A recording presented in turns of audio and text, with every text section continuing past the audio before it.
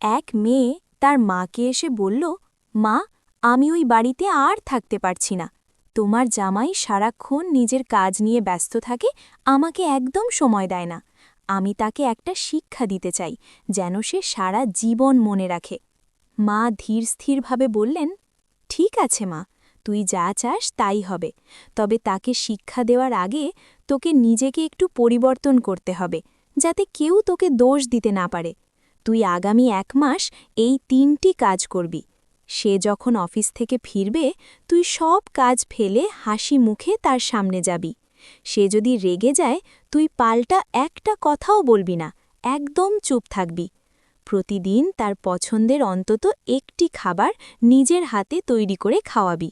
আর এই নে একটি ডায়েরি, এখানে প্রতিদিন লিখবি সে তোকে কতটা অবহেলা করল। মাস শেষে এই ডায়েরিটা তাকে দেখিয়ে তুই চলে আসিস। মেয়েটি জেদ করে মায়ের কথা মতো কাজ শুরু করল। প্রথম কয়েকদিন তার খুব কষ্ট হচ্ছিল চুপ থাকতে, কিন্তু 1 সপ্তাহ পর দেখল সে যখন হাসি মুখে সামনে দাঁড়ায়, তার স্বামীও আগের মতো বিরক্ত না হয়ে বরং নরম সুরে কথা বলছে।